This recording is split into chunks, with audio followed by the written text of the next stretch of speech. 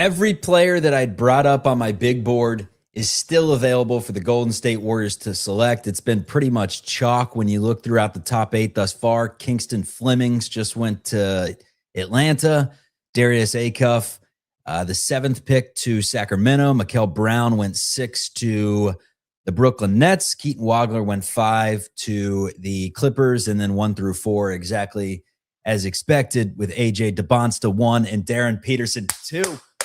We're 3 picks away, folks, from the Warriors being on the clock. They will select 11th overall in today's draft, and then tomorrow they'll get 54. We can break that down when the time comes. But for now, we'll have Matt Kolsky in just a little bit to dissect the pick.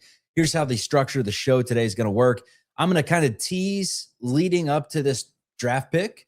I'm going to watch it live, and then I'm going to start this show officially, and we're going to break it down from there. But Dallas and Milwaukee are the next 2 teams on the clock. Dallas all of a sudden has become very interesting because originally I thought that Braden Burries, who, if he is sitting there at 11, seems like a likely target that the Warriors would take. I know it's a guard. The Warriors do need everything. He's probably the best player available if he's sitting there at 11. And we've just been hearing a lot of smoke leading up to this draft that he could be the guy that Steve Kerr really had a long, extensive conversation with him after he worked out for the Dubs. He's got the Arizona connection. He's a two-way guy. He can get downhill. He's got a good pull-up game. He's crafty. He's quick. He's a very good shooter, and he projects to be a pretty good defender at the next level. Kareem Lopez is a name that I think out of all the players that would be available at 11 would scare me the most just because of the unknown, him playing in the NBL. Now, he's 19 years of age, and he was productive in the NBL, but nothing crazy. It was like 11-8, but he comes from a basketball family. His dad played for the Mexican national team. He would be the first Mexican-born player to ever be drafted in the first round if the Warriors were to select him. Nate Ament is kind of a dark horse. That is not the pick that I would make if I were the Golden State Warriors. We have LeBaron Philon, Yaxel Lendeborg, probably leader in the clubhouse, Hannes Steinbach, and maybe Cameron Carr's probably if the Warriors trade back. So let's run through some scenarios. First of all, the pick is in for Dallas, by the way. The Hornets are interested in 11, it sounds like, if a particular player is still on the board. And considering their roster, they want a big. I'm guessing that player they'd want is Mara, Merez, or Steinbach. So one of those 3 are available at 11. Maybe that pick is traded. In that case, the Warriors would trade 11 for 14 and 18 and would have 2 selections in the top 20. That's like an ideal situation for me. Not for the podcast, because I'd be sitting here for 2.5 hours, but in terms of like the Warriors needing talent, 14 and 18, 2 swings is better than 1. We saw them do it last year, trading down the draft, getting 2 picks. 2 he didn't pan out. Will Richard did for a rookie. The other scenario that could happen tonight is the Warriors trading pick 11 for Trey Murphy. The Warriors need shooting, and he's one of the best shooters in the association. He's got deep range. They need a longer wing that has defensive versatility. He adds both of those things, and you'd essentially get it with the 11th pick. Now, the big question would be, how do you land him? I'm no salary cap genius. I'm no Bobby Marks or Eric Pincus from the sports business classroom. But I do know that they can't take on that contract without sending someone out the door. But Dallas just hired Dusty May, so I wonder if they go with a Michigan guy here at pick 9, whether it's Yaxel, whether it's Merez, or whether it's a Adai Mara. If that is the case, then we are 1 pick away from potentially Burries sitting there if the Bucks don't go with him at 10. And thinking of the Bucks roster right now, adding in, by the way, if you didn't hear, they traded Giannis and they added in Matt Kolsky. They added in Matt Kolsky. What's up? No, they did not. I am not a Milwaukee Buck. No, but they do have Tyler Hero. By the way, Dallas went with Adam Silver. Merez Johnson. I told you, Kolsky. I said that when Dusty May got that job, that he was going to take a Michigan guy. He takes a Michigan guy, and that is our first shocker of the NBA draft is Merez Johnson going in the top 10. What's up, Kolsky? I mean, listen, we don't know what Milwaukee's after, but right now, this feels like it's playing into the Warriors' hands to me because Let's I ask think what they're after. Yeah, let's ask what they're after because they got Milwaukee. Rollins at It's point. hard to say. They got Tyler Hero at the shooting guard position. They have a Unless- big in Kalel Ware. The problem there is we don't know if they're keeping Tyler Hero for sure, right? I mean, I've heard Detroit is hot after Hero. Presumably they are keeping this pick. I think the best player available is probably Braden Burris. Yeah, and I think that's the guy that the Warriors want. He's the perfect fit for what they have. He can play 2-guard. He can get buckets. He is an interested defender. He's smart. It would almost be too good to be true, frankly, for the Warriors. So at least that's how I would imagine they're feeling right now. So Milwaukee could really take anyone, and I would imagine they are looking for best talent on the board. So it may be that they're after Burries. On the other hand, maybe that's an opportunity for the Warriors to try to hop up one pick and say, look, we really want someone at 10. Here's an extra second rounder, or here's such and such. It's because I can't imagine Milwaukee is married to anybody at 10. I mean, they just got the pick, for God's sakes, right? They just wanted a pick in general. They just wanted to get some selections. They are the cupboard was bare before they had sent out Giannis. I'm trying to think though, because they brought in Hawkes, so there's another guard. They bring in Kasparis. There's a forward. What, Hawkes forward? I guess. Yeah, I think he's more of a 3. I mean, regardless, he's a guy that plays around the perimeter quite a bit. Yeah, you wonder in terms of bigs. Bobby Portis, who's a big stretch that can shoot it, is now out the door. Like, who do they have on that team? Is Mara maybe their guy that they would go with here? A huge body. It's a great question. I mean, we're gonna find out in like a minute. Yeah, they obviously have. I'm blanking on his name now, but he was in the trade. Kalel Ware. They have Kalel Ware and they have Miles Turner.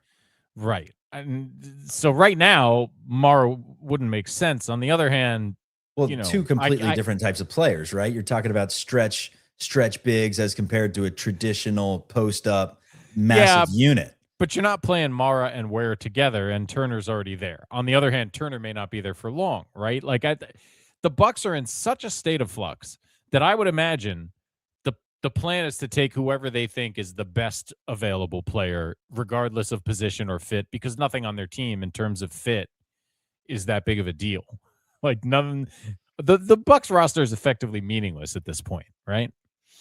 Unless they try to do what the Suns did last year and cobble something together and be competitive from day one and have these picks, 2-3 years from now, which they could, I guess. But on paper, essentially you bring in the lesser half of a 10 seed in the East and throw them together with Ryan Rollins and Miles Turner. And why would you expect them to do anything, right?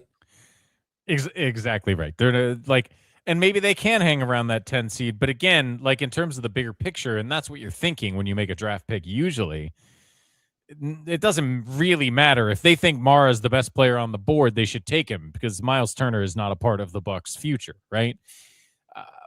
On the other hand, Kalel Ware is. It's just so hard to say. They just made this Giannis trade yesterday to get into the draft, but they must have done work on the draft, but it's so hard to know what they'd be looking for. Welcome everyone that's in for this live edition. We'll get into the official Locked On Warriors post-draft show as soon as the selection is made, with Marez Johnson going 9 to the Dallas Mavericks for their new coach, Dusty May, the Michigan connection. It's very clear that just about everyone the Warriors worked out is still left on the board. So whether Burries goes 10 or whether Lindborg goes 10 or whether Mara goes 10, someone that they liked enough to bring in and work out is going to be sitting there for the taking at 11. Big question that needs to be answered. Are they going to make this pick? They were in touch with Charlotte about potentially trading the 11th pick for 14 and 18. If that's the case, Kolsky and I will be here for another hour and a half at this point. But that is a possibility. It's one that I like. I also like the play of bringing in Trey Murphy. The issue is with bringing in Trey Murphy, you got to make the salaries work somehow. And the only salary that matches up with his is Draymond. I don't know why the Pelicans would want that. And then if you're trading Jimmy Butler away, you got to add in another player, which could be just DeJounte Murray or Herb Jones. Like, you can make that work. We will see. Herb Jones would be interesting. I think it'd be hard to play DeJounte Murray with Steph Curry, but good point guard for when Steph's off the floor. In theory, he hasn't been good for a couple years, but he's certainly had his moments over the course of his career. I for me, and we're about to find out if he'll be available. If Burries is there, I'm just taking it. I'm not overcomplicating this thing for myself. On the other hand, it looks like Rich Paul is talking to him right now, which it could be good or bad. But if he's not there, I kind of favor the attempt to acquire 2 picks. Like, Mara would be good, but he's not exactly the stretch big they're looking for. And, he could play next to Draymond size-wise and defensively, but offensively, I think that could get tough. Like, they're both Breaking really news. Good passers. Oh, per Jake Fisher, the Warriors are fielding offers for the number 11 pick per sources. This team, this franchise is allergic to lottery picks. The ones they have had in the last decade have not gone great, but we are about to find out who the Milwaukee Bucks take. Adam Silver, looking dapper at the podium. Braden Burries. Yeah. So Braden Burries is a Milwaukee Buck, and that leaves Yaxel Lendeborg there at 11, Adai Mara there at 11. But what we are hearing is that the Warriors are shopping around that number 11 pick.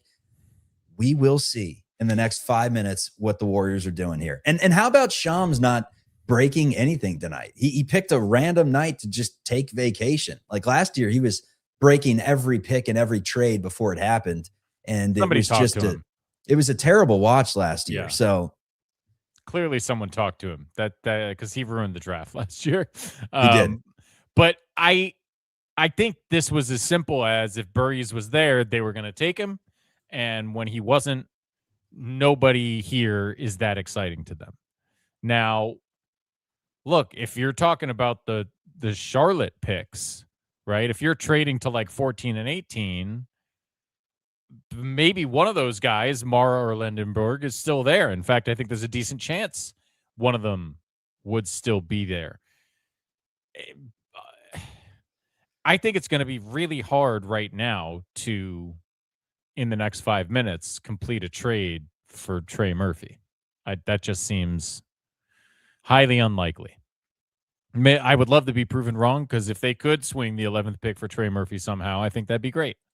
Trey Murphy is almost certainly better than whoever you'd get with the 11th pick, at least for now. But I think it's much more likely they're able to move it for different draft capital. And I would hope that that's extra capital in this year's draft, because, look, this team needs players. Bummer. It's not going to be Braden Burries. I would have loved that. I thought that was really the best option for them. But they need players, and they need players who can contribute. Lendenborg is someone we've talked about. He obviously can contribute, but maybe has a higher ceiling than you expect from a 24-year-old. Mara can contribute right away, at least as a passer and inside presence on defense. So that's nice. There are other guys. Cameron Carr is someone I think could contribute right away to the Warriors. If you get 14 and 18, I think Cameron Carr and like Hannes Steinbach could be a nice little combination. Jalen Or Philon. Well, Philon, I feel this. I heard something about Philon. I'm spacing on it now, but I feel like someone here, like Miami, someone in this range likes Philon a lot. But yeah, he's certainly a talent that's available now that over the course of the draft, he faded a bit, but I don't think like this would be good value for him in the teens. I don't think anyone would be upset about that. So maybe that's a way to attract someone to trade up for this pick. Which pick would piss you off here if the Warriors took? Is there anyone? Like, what if they went Nate Ament here? Would you be upset? Upset is the wrong word. I would be skeptical. I would really. I don't understand what the point of that would be. Like, if you draft Nate Ament, that seems like the prototypical Steve Kerr's not going to play him type of guy, right? So,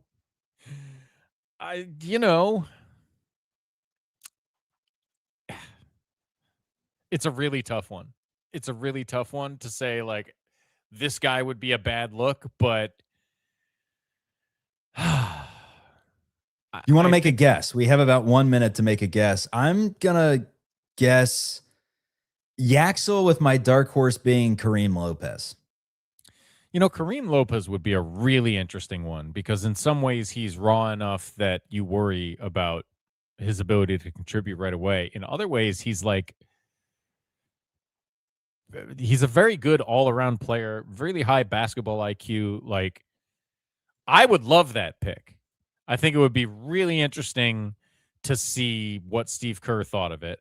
But it would be a little early. I mean, that's the thing. Carr and Lopez, I would like both of them a little later. I don't know that I would like either of them here. I feel like there are still some of those point guards that people were all excited about that haven't gone yet. I mean, Phylon is still out there. Who's there's one of the other of those like top 5 guards is still on the board.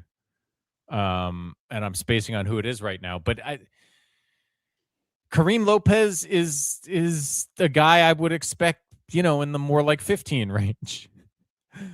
Same thing with Cameron Carr, 15 to 20. This is still Lendeborg, Mara. So, if Cameron Carr is the guy you want, if Kareem Lopez is the guy you want, I think probably the trade back scenario would be better if it's available. But, it's just a matter of whether you can get Charlotte interested in that. Someone said, I hope you guys get your seat cushions ready because the Warriors may be trading this thing back. We're sitting back and relaxing. The Warriors on the clock right now with pick 11. No news has come in. I've been refreshing the Twitter machine as much as possible. No Shams bombs, no Siegel bombs. Brett Siegel is reporting that the Golden State Warriors are selecting Yaxel Lendeborg with the 11th overall pick. If we got a Siegel bomb, he's never been right. So if we get the Siegel bomb right now that says it's Yaxel, then props to Brett. But we will wait. Mike's on the phone, and maybe you make the pick and we have a trade during this program. We'll monitor that. But the pick is in for the Golden State Warriors. If it is Yaxel, you like that pick, Kolsky? I don't hate it. I like the player. I question the fit, but Steve Kerr doesn't mind a small ball team. So Anthony Slater, Yaxel Lendeborg. Let's start this show. All right. 3, 2, and 1. This is for the podcast in the morning. With the 11th overall pick in the NBA draft, the Golden State Warriors select Yaxel Lendeborg from Michigan. What does this mean for Golden State? That's coming up.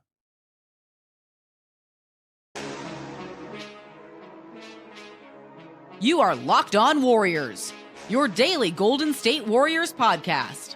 Part of the Locked On Podcast Network, your team every day. Oh, what's good, everyone? Welcome into Locked On Warriors. We are part of the Locked On Podcast Network, your team every day. My name's Chuck Walter. We're breaking down the NBA draft. The Warriors on the clock with the 11th overall pick. Matt Kolsky joins the program today. The news broke from Brett Siegel first, and then I saw Anthony Slater, although it was realistically probably Slater first and then Siegel second, that the Warriors took Yaxel Lendeborg. Now, nothing has gone official on the tube, making you wonder if this is a potential trade or if Yaxel is the pick, and we will see him come October for the Golden State Warriors. First of all, initial reactions, Kolsky. Braden Burries was there until 10. Milwaukee picked him up. He obviously would have been a great pick for the Dubs, but Yaxel is a name. Adam Silver steps up to the podium. We'll see if there are any hoodwinks here, any funny business. The Golden State Warriors select. It's official. Yaxel Lendeborg is a dub. Your reaction to that, Kolsky? A national champion, an All-American, a brick you-know-what house, 6'9", looks like he could play tight end in the NFL. He's in tears right now, emotional, as he went from someone that was in community college about 5 years ago to one of the oldest lottery picks, if not the oldest lottery pick in history, 24 years of age, and he joins the Dubs. You're so young. I'm sure he's not the oldest lottery pick in history. Kolsky, think about it. With the new collegiate rules, there have never been 24-year-olds in college. He's got to be the oldest in history. All right. So what do I think about the pick? I think Yaxel Lendeborg is a good player who can contribute to an NBA team now. So they filled the brief in that one. I think for a 24-year-old, because of his sort of unusual path, and he has said some things about this, right? Like I think he said something to the effect of he didn't really learn how to work hard until after he was at community college, and even then sort of needed to kick it up a gear just from UAB to Michigan. On one hand, I could see where people might be concerned about that. I would look at it the other way, as this is a guy that probably, despite being 24, still has more development in the tank. You know, he may not have maximized his development to this point, but he did last year at Michigan. And I think people feel like, you know, he's too old, but I would say, like, he's still got development to do, which is a good thing.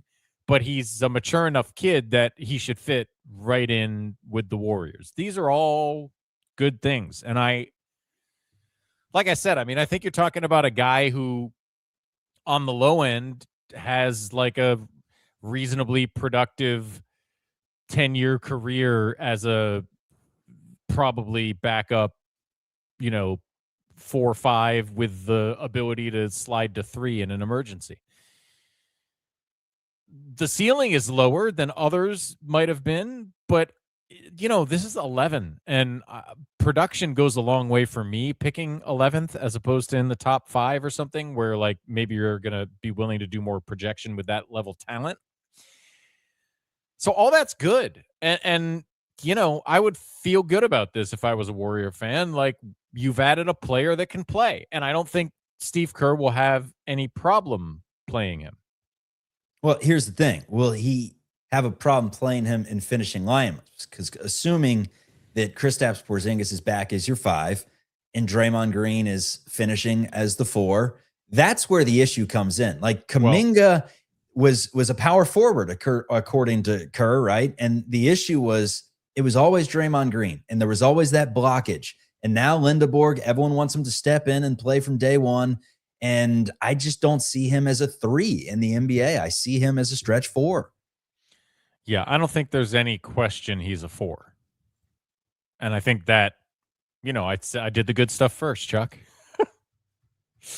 The bad stuff is I don't see the fit. I don't know how you play him. I don't know how you play him when you have Draymond out there. I don't know how you play him at all once you have Jimmy and Draymond.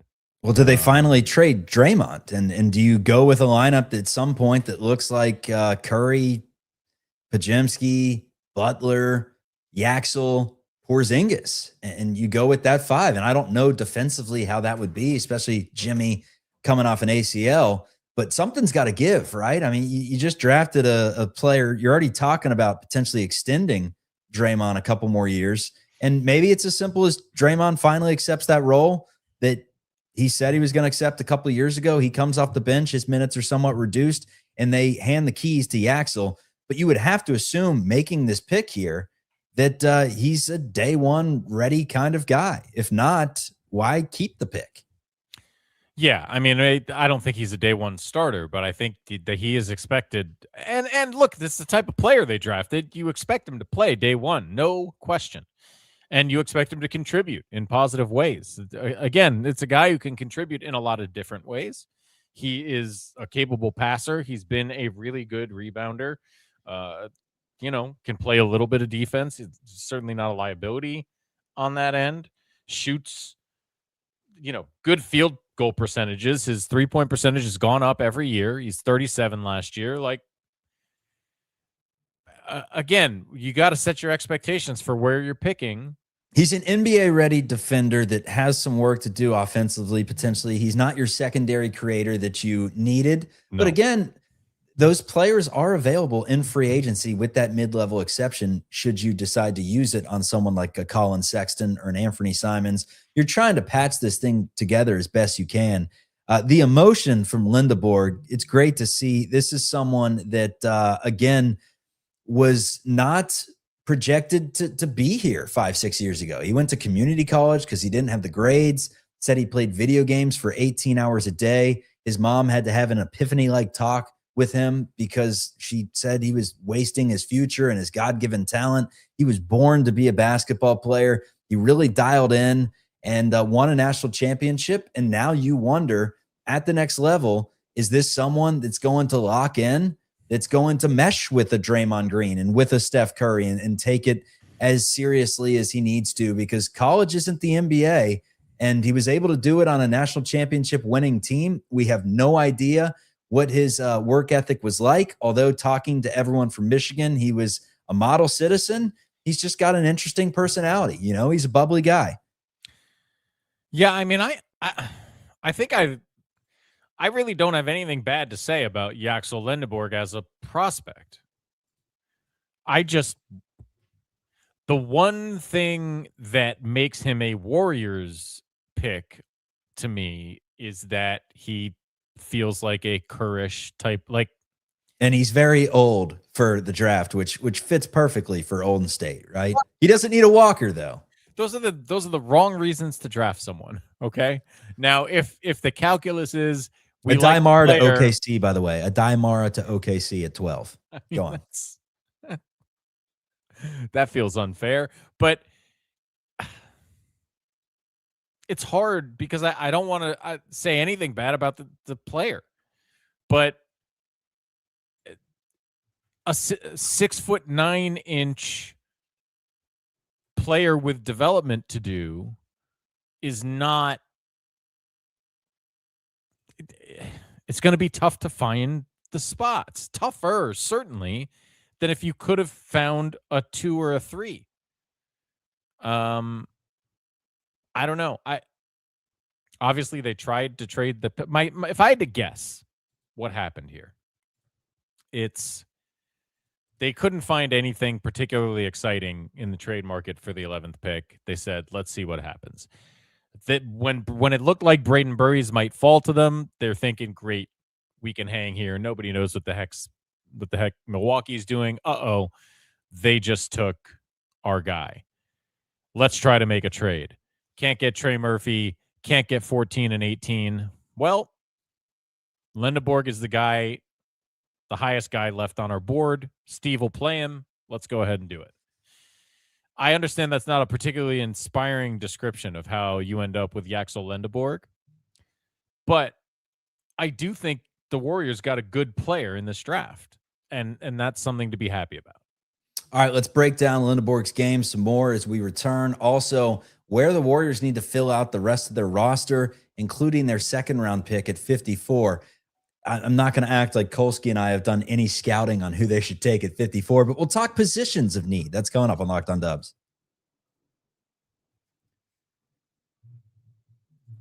Today's episode is brought to you by our friends over at KALSHI. The World Cup is here, and it's the most electric time in soccer. On KALSHI, you could trade every single match and the championship game. On KALSHI, you're trading against peers in a live market, meaning there's no house, and the probability when it changes, you can buy in and out of your position. You can go with anything, even the NBA draft. For a limited time, download the KALSHI app and use code LOCKEDON to get $10 when you trade 10. KALSHI is spelled K-A-L-S-H-I, KALSHI. Trade on anything. 18 and up only. Restrictions and eligibility requirements apply. Event contracts trading involves risk, may not be suitable for all investors. Prices, values, and available markets may differ from those mentioned. For more information, see kalshi.com/regulatory. Today's episode is also brought to you by 5 Hour Energy. There are certain flavors that instantly feel like summer, and for a lot of people, it's those classic red, white, and blue freezer pops that are top of the list. It's sweet cherry, lime, blue raspberry, one of those nostalgic summer flavors. everybody recognizes. I remember back in the day, ice cream truck whipping around the neighborhood. I didn't want a Choco Taco. Choco Tacos were fantastic, but there was nothing better than a nice popsicle, specifically that sweet cherry, lime, and blue raspberry, red, white, and blue classic freezer pops. So ignite your taste buds with the flavor of the summer. Get a Firework Freeze 5-hour energy shot today. For more information, visit 5hourenergy.com. Let's get back to the show. All right, so the Everydayer Club. First of all, let's tell you about it. It's lockedonpodcast.com/Everydayer Club. Start your 7-day trial at lockedonpodcast.com/Everydayer Club. I should mention free 7-day trial. Gets you closer to your team without any interruptions. We got a members-only Discord there. You can meet some Warriors fans in the Discord, and you get ad-free episodes. We also have it in the show notes, so claim that free 7-day trial. I had Isaiah Hull of Locked On Wolverines about a week ago to talk 3 Michigan prospects. It was Merez Johnson, who went 9. It was Yaxel Lendeborg, who was the Warriors' pick at 11. And it's Adai Mara, who went 12 to the Oklahoma City Thunder. There's a good reason why that team won a national championship when you look at those 3 picks. But I asked him, who is the most NBA ready / who is the best NBA prospect of these 3? He scratched his head. He took a deep breath. He sighed, and he said, I think it's Yaxel Lendeborg. So for that, we will take it. He has all the attributes that the Warriors need from a physicality standpoint. Huge shoulders, can put his shoulder down, can dunk over anyone, has great handling skills for someone that's 6'9", can keep you honest with his shooting, but he's someone that can downhill attack. Not necessarily the greatest facilitator. That's something he needs to work on, his on-the-ball game, but his off-the-ball game, his IQ, his rebounding, and specifically his defense all appear to be NBA ready. Kolsky. Yeah, someone in the chat said basically Kuminga again, and no, it's not Kuminga again. He is way, way, way, way ahead of Jonathan Kuminga from a understanding the game standpoint, and that's why I say he's a pretty typical. Well, let's look at this, Kolsky. Kuminga was playing for the G League Ignite, where raw players go to develop, and he played there for a season. He got drafted at 19. 18.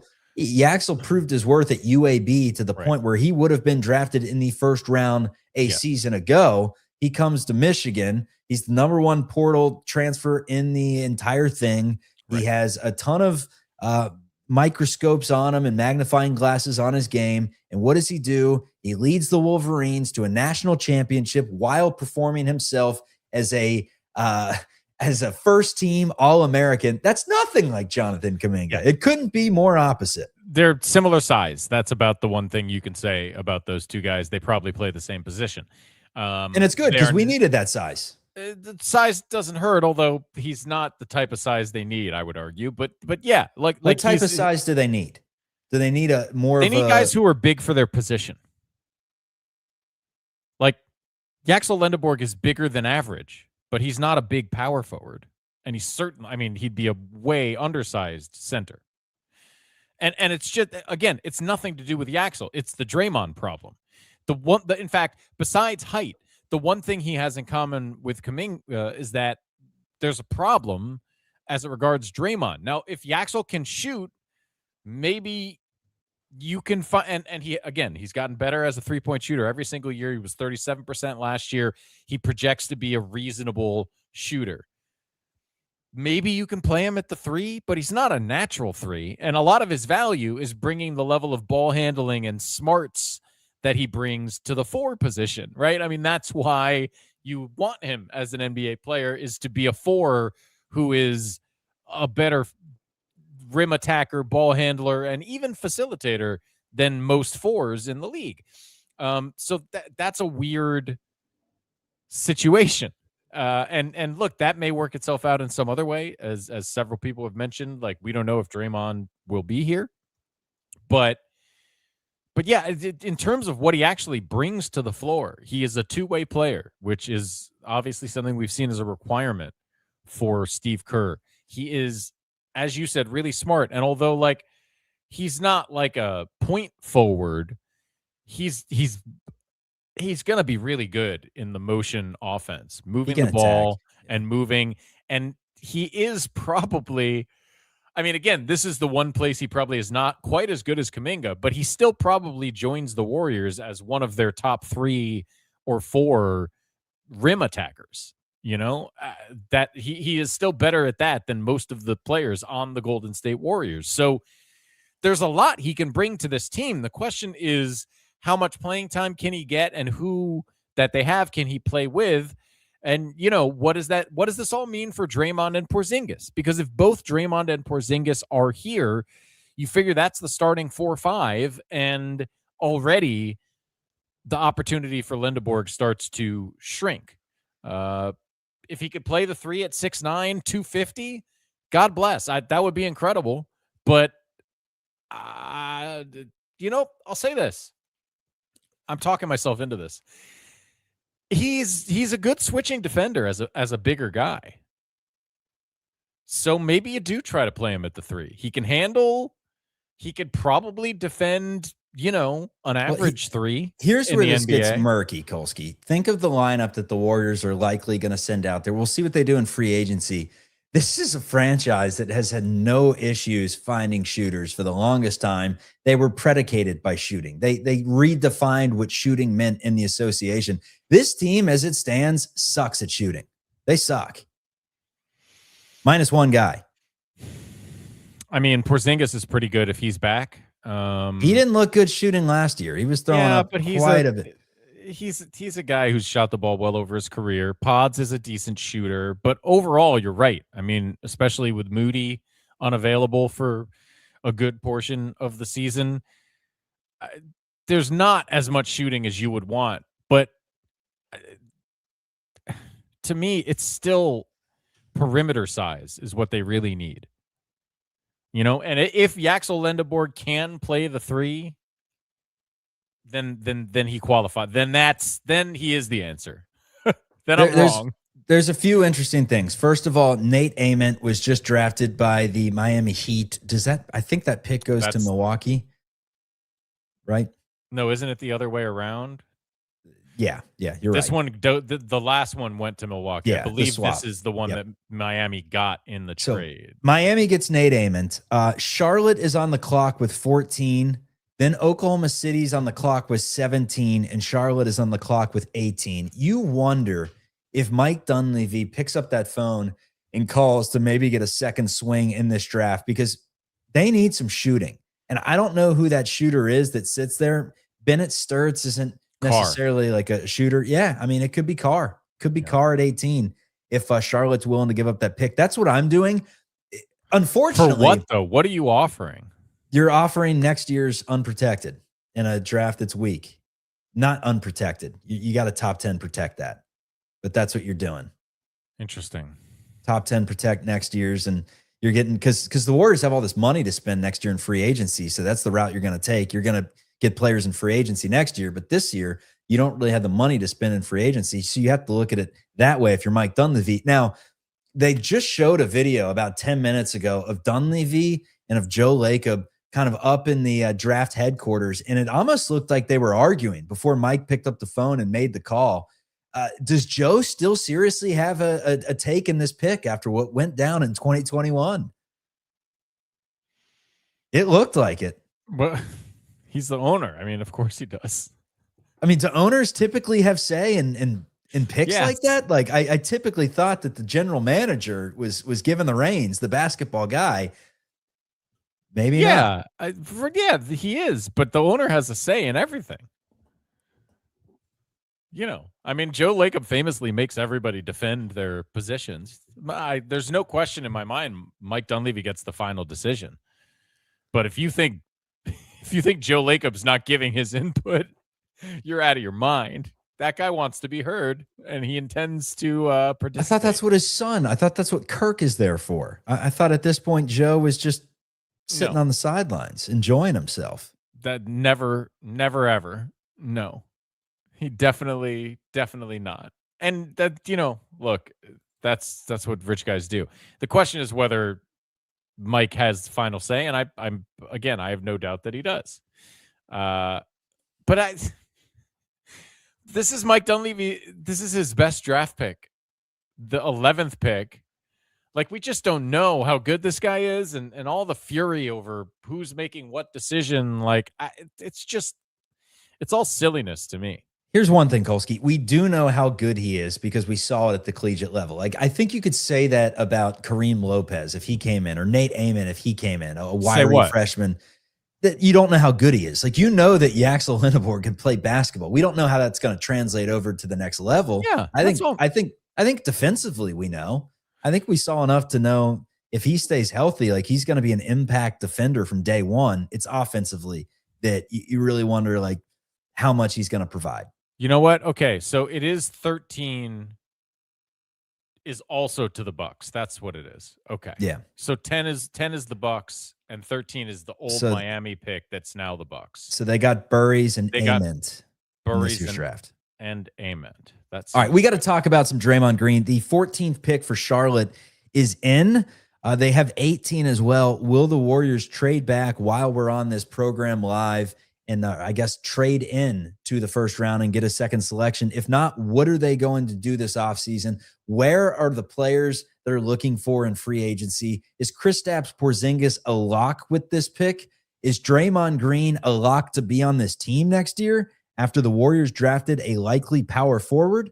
Or can Yaxel Lendeborg be a small forward? We're going to debate all these things coming up on Locked on Dubs.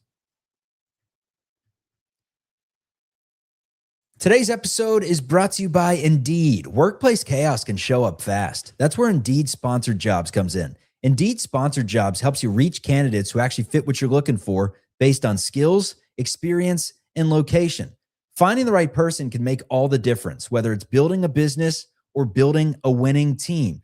One of my favorite things about building a winning team is whether it's sports or whether it's in business, you got to find someone that checks off all your boxes. You can have all the experience in the world, but if that person is all the way across the country in Miami and doesn't want to relocate, then you just wasted your time interviewing this candidate. So spend less time searching and more time actually interviewing candidates who check all your boxes. Less time, less stress, more results. When you need the right person to cut through the chaos, this is a job for Indeed Sponsored Jobs. Listeners of the show get a $75 sponsored job credit to help get your job the premium status it deserves. Indeed.com/podcast. Tell them Locked on Warriors sent you. Indeed.com/podcast. Terms and conditions apply. Need to hire. This is a job for Indeed Sponsored Jobs. Hey, all right, Warriors. Yaxel Lendeborg. With the 14th overall pick, the Charlotte Hornets just selected Hannes Steinbach. Here's where things get interesting. And granted, this show is live and it's going to be reran as a recording in the next hour or so on the audio podcast platform of your choice. Thank you for subscribing. So because of that, I may get egg on my face. But the Hornets now have 14 roster spots filled. Hannes Steinbach, they're forward, and you look at what that team needs, and it may not be another pick at 18. The Warriors could use 18 to get some shooting. Is shooting the number one priority for the Dubs this offseason now? They got their big wing. If you think he's a wing, maybe. To me, it's still... He's a perimeter power forward. Let's put it that way. Yeah, but he's... okay, but then... I mean, if I'm going to define him as the big wing they need, then I could also define him as the shooting they need. To me, they like, who's the starting shooting guard on this team right now? Starting shooting guard? It's the same starting shooting guard as last year that played in 82 games. It's probably Pajimski. Are we excited about that? I mean, he's all right. He's all right. He's all right as a sixth man. But, like, so who are the 5 best players on the Warriors? That are healthy? Yes. It's Steph Curry. It, I guess, is now Yaxel. It is Guy Santos, it is Brandon Pajemski, and it is Kristaps Porzingis if he's on the team. Those are the Right. five I best mean, players. think of all the things you just said. That's terrifying. That's not okay. None of that is okay. If Porzingis is on the team, their front court is actually fine, especially once you add Lendeborg to it. If Steph Curry's on the team, you've got your starting point guard, obviously. But who else between 6'3" and 6'9" is somebody you're excited about? Burries would have been that guy. You didn't get Burries. I'm not saying Cameron Carr is as good, but like he fills a desperate need. A two guard who can shoot, a three who can shoot and defend. That to me is what they've always needed. And even if you feel like Lendeborg can be that at the three, I think that is hopeful. But I still think that's the position of need. Well, Geese, he's probably your starting three realistically with the way he played last year. Yeah, well, I guess if you feel like Guy is a starting three, then you probably feel like you could play Lendeborg at the three. But neither of those guys are threes I would get excited about. You know, I mean, those guys are both like, think of Andrew Wiggins. That's not that, he's not AJ DeBanza, but he's definitely a three. The Warriors don't have that. They don't have that guy on the roster. Moses Moody was probably, Jimmy Butler. Jimmy Butler and Moses Moody are those guys. They need cover for the absence of those two players who were critically important to them. I love Guy. He had an incredible year. But if you think Guy putting up, whatever it was, 18, 20 points a game for a month stretch means that he is a high-level NBA starter, like, we're just watching different sports. Kolsky, I'm going to throw you names and free agency. For those of you out there, by the way, I posted something last night about the Milwaukee and Miami trade and asked if Miami is a serious title contender with the roster that they have, and someone commented and said, "Hey, dummy, there's a thing called free agency." And I said, well, the best free agent's in jail currently. So we have an issue in terms of grabbing some free agents. LeBron James, top of the list. If he's to somehow slide to the Warriors, that helps out a lot in terms of a wing that's also a playmaker that can do a ton for your team. But it's sounding more and more like LA is the likely destination, as if he hasn't been there for the last 6 years. But CJ McCollum is a name that could be available. Chris Middleton, Tobias Harris, Anthony Simons, Colin Sexton. Nothing sexy. Do any of these names, Kobe White, do any of these names do anything for you? Kobe White does something for me. Can you even get Kobe White? You don't have the financials intact to get Kobe White. Probably not. But you asked whether any of those names did something for me. I did. Kobe White does something for me. There was someone else. Oh, Tobias Harris is an interesting one. I mean, he's old. He could shoot. But he's a shooter, and every now and then he can go get some points for you, just generally. Big body. He's like not atrocious defensively, even at his age. He's like a good rotation NBA player, and if he wanted to come here on the cheap, I think that would be a solid signing. I'm not excited about any of those small scoring guards. The Warriors have the best scoring guard in basketball. His name is Steph Curry, and none of those guys are worth much next to him. Sexton competes defensively, but he's tiny. CJ doesn't totally compete defensively, and he signed a 1-year deal with Atlanta. Yeah. The free agency is tough. So someone on the chat was saying it's trade time. I think it's got to be trade time. Is it Trademon time? Like, you talk about what the Warriors just drafted in Yaxel, and if he projects to be a power forward and Guy Santos is a small forward, and you have Porzingis and Horford's coming back on a player option, at some point, do you look to turning the page from Draymond Green, not because he doesn't fit what you're trying to do, just because he's been literally squeezed out, and you have to get some players back? Now, the issue is, what does Draymond Green get you? Do you have to start throwing around draft capital to get anything with that salary? Could you trade away Jimmy Butler this offseason and his contract and attach a couple picks to it to bring in someone. But you look at the roster and how flawed it is entering next season. Like, I don't even think there's a realistic possibility that this team is anything other than a play-in. With the way that they're shaping up to be constructed, I just don't see it. Not because they don't have good talent, just because they don't have enough. Like you were saying, like, who's their point of attack defender? Well, I mean, hopefully Yaxel Lendeborg is helpful with that. And again, that's one of the things that would make you think he could play the 3. But if Guy or Yaxel was playing the 3, you're certainly, I mean, that's going to be really tough against other teams' small lineups. I mean, and who do you think Guy about is the not Spurs real quick? He's not a great defender, first of all. For anyone that says like Guy's a great defender, he's turned into a good offensive, an efficient offensive player. But and he's a great rebounder. He's a hustle guy. But that notion that like Guy is a good defender, he's not.